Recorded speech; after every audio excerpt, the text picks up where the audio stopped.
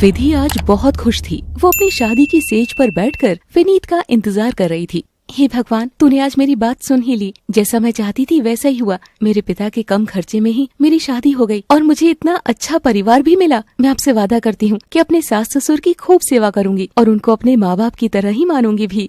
विधि ये सोच रही थी कि किसी के कमरे में आने की आहट होती है। उसे लगता है कि इस वक्त विनीत ही उसके पास आ रहा होगा, तो वो और सहम कर बैठ जाती है। कमरे में एक आवाज आती है, अरे बहू रानी, बड़ी शांत बैठी हो, लगता है जैसे कमरे में कोई है ही नहीं। ऐसा बोलती हुई उसकी ननद परी उसके पास आ रही थी। आज तो तुम्हारी पहली रात है, तो मैं अपना नेक लेने के लिए आ गई। वैसे भैया तो मुझे आने ही नहीं दे रहे थे, लेकिन फिर मैं भी तो बड़ी जिद्दी हूँ, उनको वहीं रोक कर आ गई। जब तक मेरा नेक नहीं मिल जाता मैं तुमको अंदर नहीं जाने दूंगी। क्यों, मैंने सही किया ना?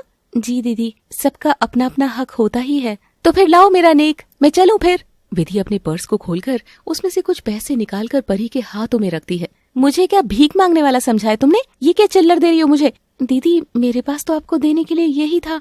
हाय राम, मम्मी पापा ने क्या भिखारी के घर में शादी कर दी मेरे भाई की? मैंने क्या क्या सोचा था, क्या क्या बोलकर आई थी मैं अपनी सास को कि मेरे घर वाले मुझे बदले में क्या क्या देने वाले हैं, और ये तो मुझे चिल्लर पकड़ा रही है। ये अपने सिक्के अपने पास ही रख। परी वो पैसे विधि के ऊपर फेंक देती है और वहाँ से चलने वाली होती है कि परी के पिता शंकर वहाँ आकर बोलते हैं, तो क्या चल रहा है दोनों नंद भाभी में? ये सब आपकी वजह से हो रहा है। जो भी हो रहा है, आप ही को पसंद थी ना ये लड़की। देखो तो जरा ये नेक में मुझे क्या दे रही है। अरे परी बेटा, विधि की आदत है मजाक करने की। तुमको देने वाली सोने की अंगूठी उसने पहले ही मुझे दे दी थी, ताकि वो उसे अलग ही रख सके और सामान में उसको ढूंढना ना पड़े। लेकिन तुमने उसको क्या क्या बोल दिया। शंकर सोने की अंगूठी परी की तरफ बढ़ाता है। अंगूठी पकड़कर परी बोलती है, मैं भी न जाने क्या क्या बोल गई। मुझे तो पता ही है कि मेरे पापा कभी कोई गलत काम करते ही नहीं है। वो खुश होकर विधि को गले लगाकर बोली, मेरी प्यारी भाभी, आपको नजर न लगे किसी की, और वहाँ से चली जाती है। पिताजी, मैंने तो आपको कुछ दिया ही नहीं था, फिर आपने झूठ क्यों बोला? बेटा, अगर किसी के झूठ बोलने से किसी को खुशी मिलती है तो वो झूठ बोल देना चाहिए। तू अपने आंसू साफ कर और मुझसे वादा कर कि कितना भी बड़ा संघर्ष करना पड़े तू कभी टूटेगी नहीं। चल, जो कुछ हुआ वो अब भूल जा।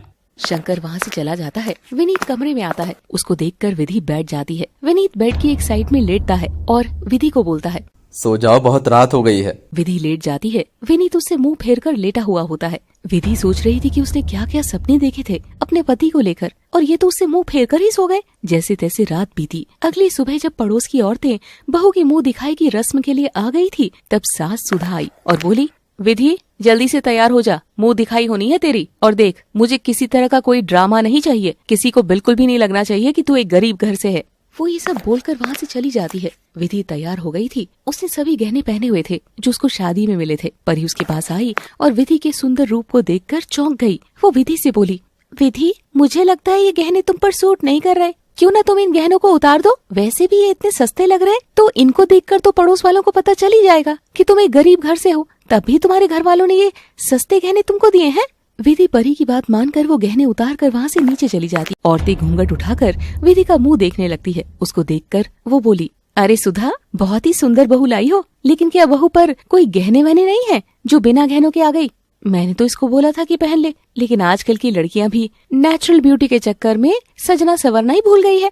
सब हंसने लगते हैं। तभी दूसरी औरत कहती है, हाँ बहन, ये बात तो सही कह रही हो तुम। एक हमारा जमाना था, पैरों तक घूंघट करना होता है, चाहे भले ही आगे कुछ दिखे या ना दिखे। अच्छा, अब हम चलते हैं। ले, बहुत सारा शगुन।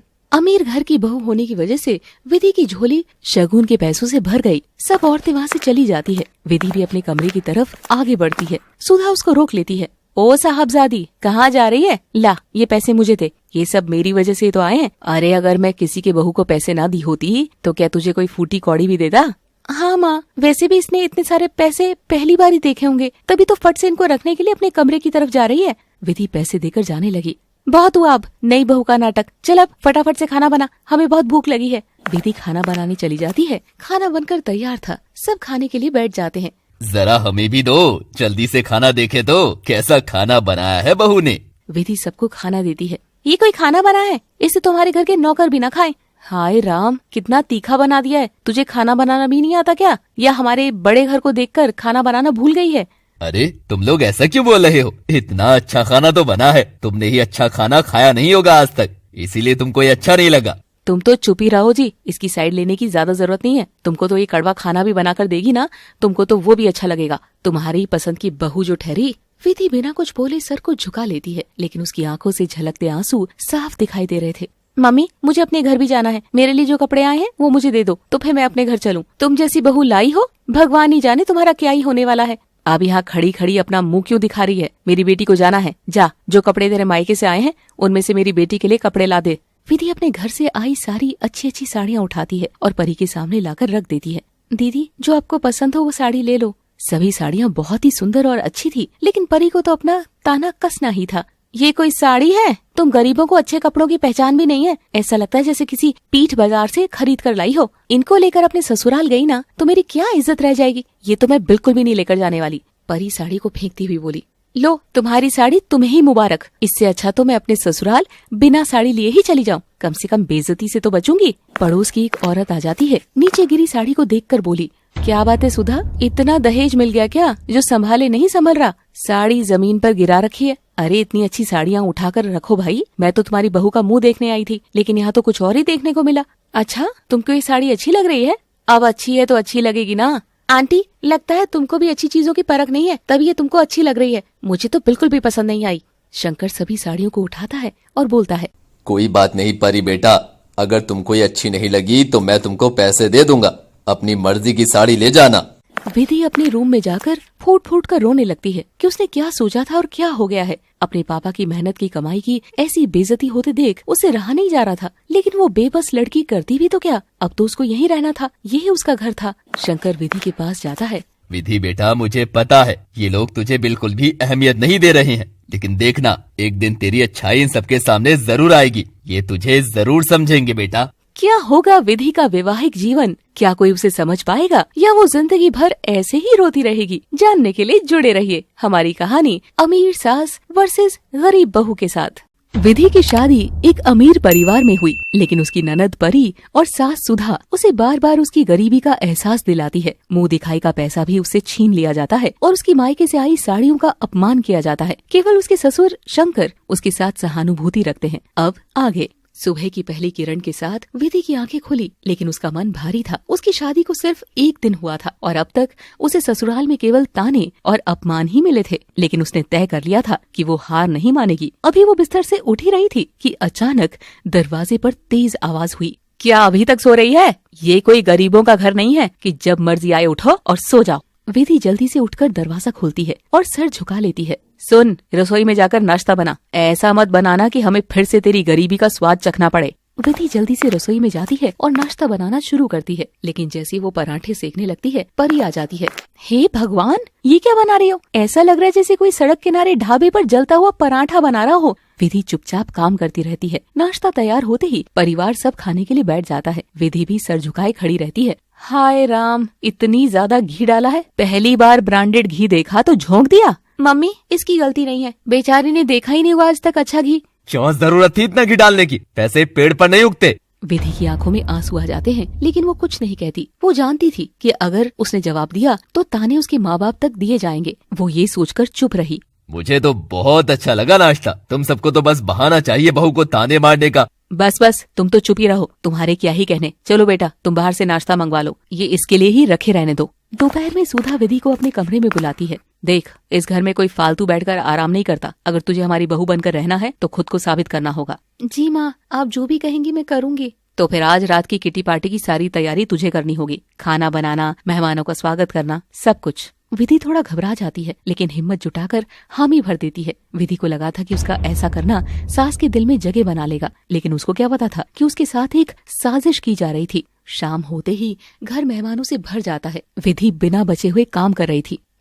मम्मी, देखो तो भाभी के कपड़े, कितनी सस्ती साड़ी पहन रखी है, लगता है किसी गाँव की औरत यहाँ आ गई हो। तभी एक महिला हंसते हुए कहती है, सुधा जी, आपकी बहू तो बहुत साधारण है, लगता नहीं किसी बड़े घर की बहू है। सुधा झेप जाती है और गुस्से में विधि को घूरती है। तू मेरी इज्जत का तमाशा बनाने आई है क्या? जा जल्दी से चेंज करके आ। विधि बिना कुछ कहे कमरे में चली जाती है और चुपचाप अपनी सबसे अच्छी साड़ी पहन लेती है। खाना सर्व करने का वक्त आता है। जैसे विधि खाने की प्लेट लगाती है, परी अचानक चिल्ला उठती है, अरे मम्मी, ये देखो दाल में कितना ज्यादा नमक है। सबकी नजरें विधि पर टिक जाती है, लेकिन परी ने खुद ही दाल में नमक मिलाया होता है। हे भगवान, मेरी तो नाक कट गई। पार्टी में भी तुझसे सही से खाना नहीं बना। सुधा जी, आपकी बहू को खाना बनाना भी आता है क्या?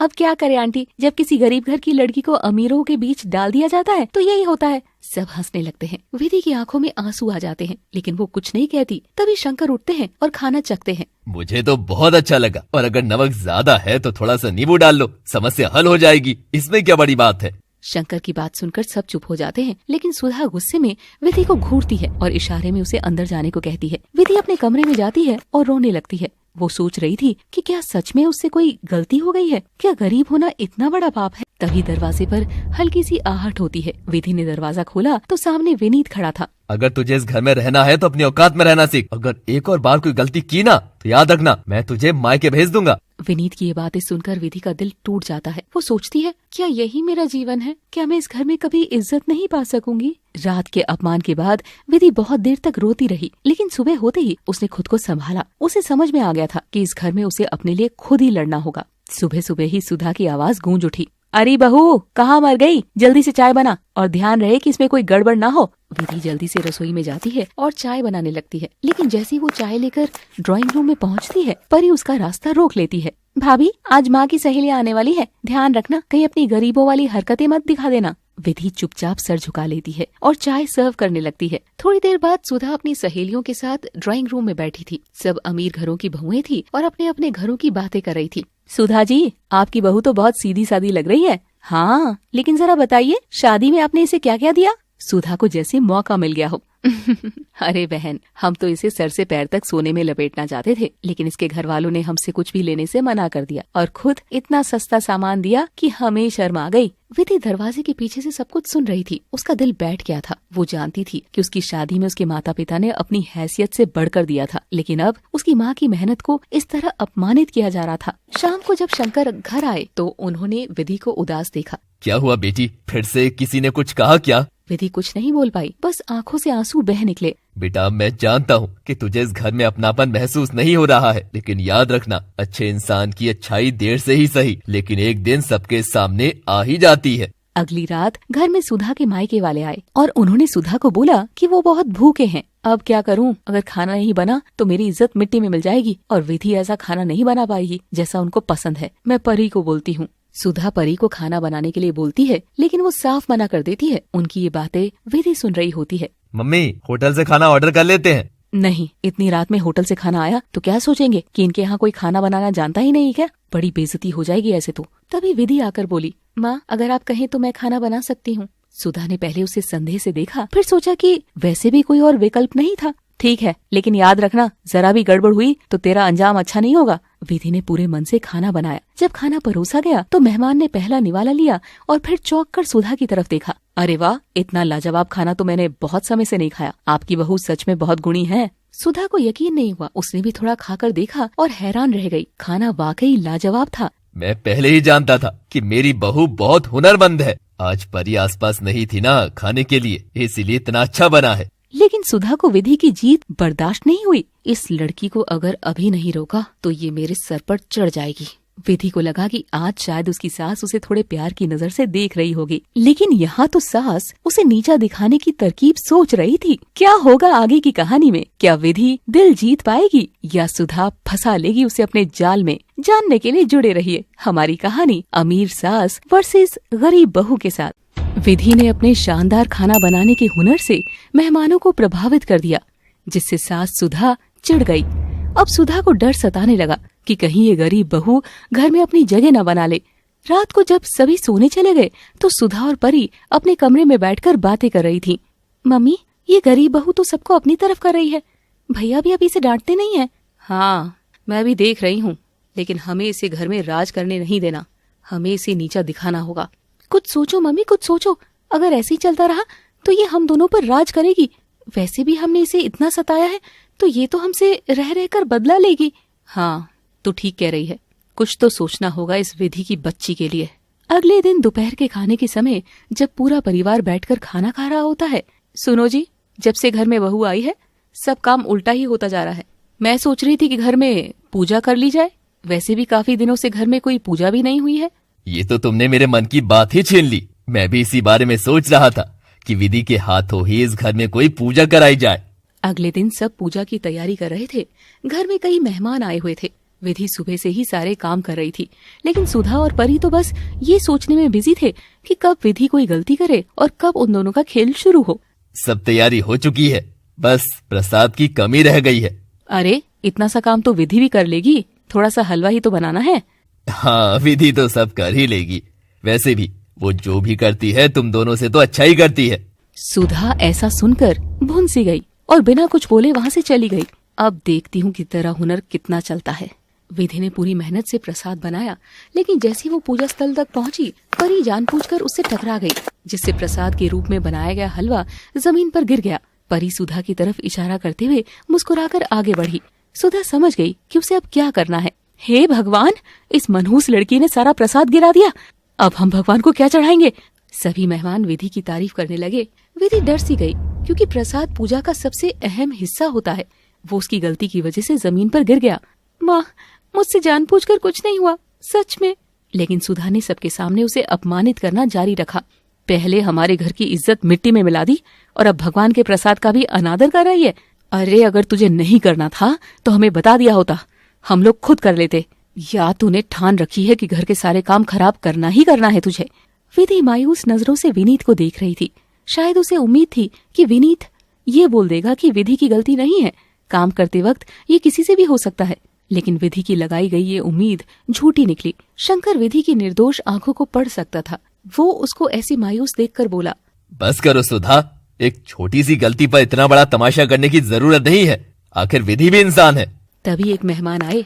भाई साहब, सच कहें तो गलती किसी से भी हो सकती है। बहू इतनी मेहनत कर रही थी, ये तो गलती से गिर गया। शंकर ने तुरंत हलवाई से नया प्रसाद मंगवाया और पूजा की रस्म पूरी करवाई। लेकिन इस घटना से विधि का मन बहुत आहत हुआ। रात को जब वो अपने कमरे में थी तो उसने पहली बार खुद से कहा, अब बहुत हो गया। अगर मुझे इस घर में अपनी जगह बनानी है तो खुद को और मजबूत बनाना होगा।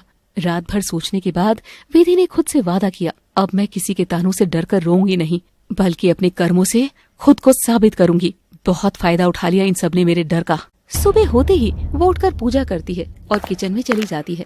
सास सुधा और परी की उम्मीद थी कि वो अपमान के कारण मायूस होगी, लेकिन विधि ने पहले से भी ज्यादा आत्मविश्वास से घर के काम संभालने शुरू कर दिए। अरे वाह, इतनी सुबह उठकर सेवा करने का नया नाटक शुरू हो गया। आज से पहले तो कभी इतनी सुबह उठी नहीं तुम। नाटक नहीं दीदी, ये तो मेरा फर्ज है।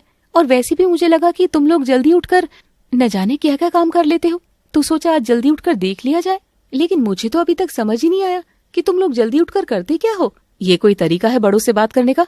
क्या यही सब सिखाया तेरी माँ ने तुझे? नहीं माँ जी, माँ ने तो सिखाया है कि बेटी शादी के बाद ससुराल ही लड़की का घर होता है और उसे अपने मायके से मोह नहीं करना चाहिए, और जो लड़की ऐसा करती है उसे मुंह की ही खानी पड़ती है। विधि परी की तरफ देखकर बोली, मुझे लगता है माँ जी, शायद आप किसी को ये बातें सिखाना भूल गई हैं। विधि हंसते हुए चली जाती है। सुधा जल भुनकर रह गई। अब सुधा को विधि को नीचा दिखाने का एक और तरीका चाहिए था। उसने सोचा कि विधि को घर के खर्चे का हिसाब रखने का काम दिया जाए, ताकि अगर उससे कोई गलती हो जाए तो उसे दोषी ठहराया जा सके। शंकर के आने पर सुधा शंकर से बोली, मैं सोच रही हूँ अब बहू आ गई है तो वही घर के सारे खर्चे का हिसाब रखेगी। वैसे भी मैं तो बूढ़ी होती जा रही हूँ, इतना सब याद कहाँ रहता है अब। ये तो बहुत अच्छी बात है, अभी से विधि को ये काम दे दो। सुधा विधि को बुलाकर बोली, बहू अब से घर का बजट और खर्च का हिसाब तुझे रखना होगा। तेरी पढ़ाई लिखाई का कोई फायदा भी तो हो। विधि समझ गई कि ये सुधा की कोई चाल है, लेकिन उसने बिना झिझक जिम्मेदारी ले ली। उसी शाम जब विधि अपने कमरे में थी तो विनीत आया। माँ को परेशान करने की जरूरत नहीं है, समझी? और उनसे मुंह भाषा करने की कोई जरूरत नहीं है तुम्हें। अगर तुझसे घर के काम नहीं संभलते तो बोल देना, मैं नौकर रख दूंगा। ऐसा नहीं है कि तुम काम नहीं करोगी तो हमें खाना नहीं मिलेगा या हम भूखे मर जाएंगे। विधि को अपने पति की इस बात का बुरा तो लगा, लेकिन उसने फिर भी अपने आज वाले बर्ताव के लिए उससे माफी मांगी और बोली, मुझे नौकरों की जरूरत नहीं है, क्योंकि इस घर में इतना भी काम नहीं है कि मैं ना कर सकूं। और रही आप लोगों को खाना देने की बात, तो वो तो मेरा धर्म है। विनीत वो बिना कुछ कहे वहाँ से चला गया। अगले कुछ दिनों में विधि ने घर का पूरा हिसाब किताब सही तरीके से संभाल लिया।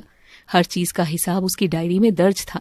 परी चोरी से विधि के रूम में जाती है और डायरी उठाकर बोली, बड़ी चालाक बनती है, अब देखती हूँ कैसे हिसाब देती है माँ को सारे काम का। परी डायरी उठाकर वहाँ से चली जाती है। शंकर उसको देख लेता है। सुधा ने अपनी चाल के मुताबिक विधि से खर्च का हिसाब मांगा। चल बहू, बता कितना खर्चा हुआ, देखूं तो कहीं चोरी चकारी तो नहीं कर रही। विधि डायरी लेने कमरे में गई, लेकिन डायरी को वहाँ ना पाकर घबरा गई। ये डायरी कहाँ चली गई? पता नहीं अब क्या होगा, कैसे हिसाब दिया जाएगा। विधि को शंकर की आवाज आती है। विधि बेटा बाहर आ जाओ, तुम भी ना जाने क्या क्या करती रहती हो। विधि आवाज सुनकर बाहर चली जाती है। अरे बहू, ये हिसाब की डायरी अपनी सास को देनी थी, परी के कमरे में नहीं रखनी थी। काम में इतनी बिजी रहती हो कि अपना कमरा ही भूल जाती हो। लो चेक कराओ हिसाब अपनी सास को। शंकर डायरी विधि को देता है। विधि डायरी सुधा के आगे रख देती है। सुधा ने हर पन्ना पलटा, लेकिन उसमें एक भी गलती नहीं थी। शंकर ने डायरी देखी और मुस्कुराकर बोले, बहुत बढ़िया बहू, इतनी सटीक गणना तो तुम्हारी सास आज तक नहीं कर पाई। बस हिसाब के नाम पर हमेशा टाल मटोल ही किया है इसने। सुधा का चेहरा उतर गया। परी भी गुस्से में वहाँ से चली गई। शंकर विधि भी हंसने लगते हैं। आखिर कैसे लेगी सुधा अपनी इस बेइज्जती का बदला? क्या नई चाल बताएगी परी सुधा को? क्या खरी उतरेगी विधि खुद से किए गए वादे पर? जानने के लिए जुड़े रहिए अमीर सास वर्सेस गरीब बहू के साथ। विधि ने घर के खर्चों का हिसाब इतनी अच्छी तरह संभाल लिया कि सुधा की साजिश नाकाम हो गई। शंकर ने उसकी तारीफ की, जिससे सुधा और परी और ज्यादा जलने लगी। लेकिन विनीत अभी भी विधि से बेरुखी से पेश आ रहा था। अब सुधा को विधि को नीचा दिखाने का एक और तरीका चाहिए था। उसके चलाए सारे पैंतरे फेल हो गए थे। अब उसने सोचा कि विधि को अकेला महसूस कराया जाए, जिससे तंग आकर वो खुद ही घर छोड़कर जाने पर मजबूर हो जाए। नाश्ते के समय, बेटा मैं सोच रही थी कि बहू का बाहर आना जाना बंद कर देना चाहिए। अरे बहू घर की लक्ष्मी होती है, तो घर की लक्ष्मी को घर में रहना चाहिए। हाँ माँ, ये बात तो सही है तुम्हारी। और वैसे भी बाहर जाकर भी ये करेगी क्या? सब काम तो हम ही लोग कर देते हैं। सुधा की इस बात पर सभी सहमत हो गए। विधि ने सुना और मन में सोचा, मुझे पता है ये सब क्या चल रहा है। तुमको क्या लगता है मेरा घूमना फिरना बंद करा के तुम मुझे परेशान कर पाओगी? मैं भी अब हर तरह से तैयार हूँ। कुछ दिन बाद शंकर के एक पुराने दोस्त के बेटे की शादी का निमंत्रण आया। शंकर चाहते थे कि पूरा परिवार जाए, लेकिन सुधा को ये मंजूर नहीं था कि विधि किसी पार्टी में जाए और वहाँ लोगों से मेल जोल बढ़ाए। हम सब जाएंगे, लेकिन विधि घर पर रहेगी, और मेहमान भी तो आए हुए हैं, इनकी देखभाल कौन करेगा? शंकर कुछ कहने ही वाले थे कि तभी विधि ने धीरे से कहा, ठीक है माँ जी, मैं नहीं जाती। आप सही कह रहे हो कि मेहमानों की देखभाल कौन करेगा। अरे सुधा जी, ये क्या बात हुई? आप सब पार्टी में जाओगे और विधि यहाँ पर रहकर हमारे लिए काम करेगी। मेरी मानो तो हम भी साथ में ही चलते हैं। क्यों शंकर जी, आपका क्या ख्याल है इस बारे में? ये तो सोने पे सुहागा वाली बात कही आपने। इस बहाने हम बाहर भी घूम लेंगे और मेरे दोस्तों से भी मिल लेंगे। सुधा को ये सुनकर गुस्सा आया, लेकिन मेहमानों के सामने वो मना भी नहीं कर सकती थी। सब पार्टी के लिए तैयार हो गए थे। सुधा ने महंगे कपड़े पहने और महंगी ज्वेलरी पहनी। वहीं विधि ने एक नॉर्मल सी दिखने वाली साड़ी पहनी और बस एक सिंपल सी सोने की चेन से गले को सजा लिया। इतना साधारण होने पर भी शादी के फंक्शन में सभी की नजरें विधि पर टिक गईं। उसकी सादगी और तेजस्वी व्यक्तित्व को देखकर मेहमान उसकी तारीफ करने लगे। भाभी, आपकी बहू तो बहुत सुंदर है। इतनी सिंपल होने के बाद भी कितनी प्यारी लग रही है। कहाँ से ले आई हो ये चांद का टुकड़ा? सुधा को ये सुनकर जलन हुई, लेकिन वो बस इतना ही बोल पाई, पता नहीं आपको ये कहाँ से सुंदर लग रही है। मुझे तो ये गांव की गंवार लगती है। ये भी कोई पहनावा है? एक बार मेरे कपड़े देखो और इसके कपड़े देखो। गांव की लड़की और तुम्हारे घर में? फिर तो लगता है ये बहुत पढ़ी लिखी होगी, तभी तुम लोगों ने इसे अपने घर की बहू बनाई है। उनकी बातें सुनकर पास खड़ा शंकर का दोस्त बोल उठा, मुझे लगता है आपकी बहू में बहुत काबिलियत है, तभी उनके बारे में इतनी बातें हो रही हैं। वैसे अगर बुरा न माने तो एक बात कहूँ, मेरे ऑफिस में एक बड़ी पोस्ट खाली है, क्या विधि काम करना चाहेगी? ये सुनकर सुधा चौंक गई। विधि को इस तरह एक नया अवसर मिल रहा था। ये तो सुधा को एक फूटी आंख भी न सुहाया। वो बोल पड़ी, नहीं भाई साहब, इसकी कोई जरूरत नहीं है। वैसे भी हमारे घर में क्या कमी है जो बहू काम करेगी? अरे बहू बेटी तो घर का काम करती हुई अच्छी लगती है। आप पार्टी एंजॉय करो ना। पता नहीं क्या लेकर बैठ गए हो। सुधा जल भूनकर अपने घर वापस आ गई। अगली सुबह सुधा की तबीयत ठीक नहीं थी, लेकिन वो किसी को बताने से हिचक रही थी। धीरे धीरे उसकी हालत बिगड़ती गई और वो बेहोश होकर गिर पड़ी। घर में अफरा तफरी मच गई।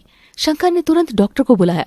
डॉक्टर ने जांच के बाद कहा, इनका शुगर लेवल बहुत बढ़ गया है, इन्हें पूरी देखभाल की जरूरत है, वरना स्थिति और बिगड़ सकती है। सुधा की हालत देख विधि ने परी को फोन करके बुला लिया कि माँ जी की तबीयत ठीक नहीं है।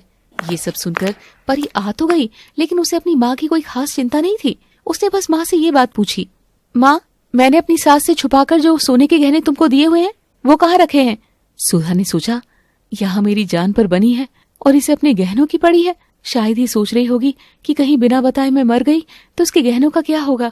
परी को वहां देखकर बोला, माँ, परी आ गई है। अब तुमको चिंता करने की कोई जरूरत नहीं है। वो खुद ही तुम्हारी देखभाल कर लेगी और सब संभाल लेगी। बेटी परी, मैं क्या कह रहा था कि जब तक तेरी माँ पूरी तरह ठीक नहीं हो जाती तुम यहीं रहकर उनकी देखभाल कर लो। परी, पिताजी सही कह रहे हैं, तुमको यहीं रहना चाहिए। उन सब की बातें सुनकर परी बोली, माँ को देखने के लिए मैं अपनी जिंदगी तो रोक नहीं सकती, मुझे अपनी ससुराल भी संभालनी होती है। भाई, मैं अपने घर का काम देखूंगी या बीमार माँ की देखभाल करूंगी? देखो, दो बातों की एक बात, ये काम मुझसे तो नहीं हो पाएगा। परी की इस तरह साफ इनकार करने के बाद सुधा ने उम्मीद भरी नजरों से विनीत की ओर देखा, लेकिन विनीत भी असहाय खड़ा रहा। उसने भी ये जिम्मेदारी उठाने को पूरी तरह हामी नहीं भरी। विधि पास खड़ी ये सब देख रही थी। सबके लटके चेहरे देख विधि ने बिना किसी शिकायत के कहा, तुम माँ जी की चिंता ना करो, मैं उनकी अकेले ही देखभाल कर लूंगी। फिर विधि ने सुधा की सेवा शुरू कर दी। वो रोज उनके लिए समय पर दवाई लाती, उनका पसंदीदा हल्का खाना बनाती और रात भर जागकर उनकी देखभाल करती। धीरे धीरे सुधा की तबीयत में सुधार होने लगा। एक दिन आधी रात को जब सुधा की आंख खुली तो उसने देखा कि विधि उसके पैरों की मालिश कर रही थी ताकि उसका दर्द कम हो जाए। सुधा की आंखों में आंसू आ गए। उसने सोचा, जो मेरी अपनी थी उस बेटी ने मेरी देखरेख के लिए साफ मना कर दिया और इस फूल सी लड़की को मैंने इतना सताया, इतना परेशान किया, फिर भी ये मुझे अपनी माँ समझकर बिना किसी स्वार्थ की मेरी सेवा कर रही है। सुबह होते ही सुधा ने पहली बार विधि को प्यार से बुलाया, बहू। विधि ने चौंक कर सुधा की ओर देखा। मैंने तुझे हमेशा नीचा दिखाने की कोशिश की, तुझसे नफरत की, लेकिन तूने मुझे माँ की तरह संभाला। सच्ची बहू वही होती है जो परिवार को जोड़ कर रखे, और आज तूने साबित कर दिया कि तू इस घर की असली लक्ष्मी है। विनीत और परी ये देखकर हैरान रह गए। मैं तो पहले ही जानता था कि विधि एक दिन सबके दिल में अपनी जगह बना ही लेगी। अब घर का माहौल पूरी तरह बदल चुका था। सुधा ने विधि को बहू नहीं, बेटी की तरह मान लिया था। परी को अपनी गलती का एहसास हुआ और उसने विधि से माफी मांगी। विनीत भी विधि की अच्छाई देखकर उसकी कद्र करने लगा। विधि, मुझे भी माफ कर दो। मैंने भी कभी अपने पति होने का फर्ज नहीं निभाया। हमेशा तुम पर ताने ही कसता रहा। तुम्हारे साथ जो भी गलत हुआ, मुझे पता होने के बाद भी कि ये जो हो रहा है गलत हो रहा है, मैं तब भी तुम्हारे साथ नहीं रहा। लेकिन मुझे पता है तुम्हारा दिल इतना बड़ा है कि तुम मुझे आसानी से माफ कर दोगी। ये आप क्या कह रहे हैं? कोई पति अपनी पत्नी से माफी मांगता है क्या? और मेरे साथ जो भी हुआ मुझे उसका इतना दुख नहीं है जितनी इस बात की खुशी है कि मुझे मेरा परिवार मिल गया। मेरे पति ने मुझे समझ लिया और मेरा परिवार मुझे इस घर की बहू नहीं, बेटी मानने लगा है। विधि ने नौकरी करने की इच्छा जताई और इस बार सुधा ने ही उसे आशीर्वाद दिया और कहा, विधि बेटा, जो भी करना इसी लगन से करना, जैसे लगन तुमने इस परिवार को जोड़ने में लगाई है। मुझे विश्वास है तुम अपनी मेहनत से हर सफलता को हासिल कर लोगी। विधि सुधा के पैर छूती है। सुधा उसे गले लगा लेती है। गरीबी अमीरी से बड़ी नहीं होती, बल्कि इंसानियत सबसे बड़ी होती है। विधि ने अपने अच्छे व्यवहार और निस्वार्थ सेवा से सभी का दिल जीत लिया।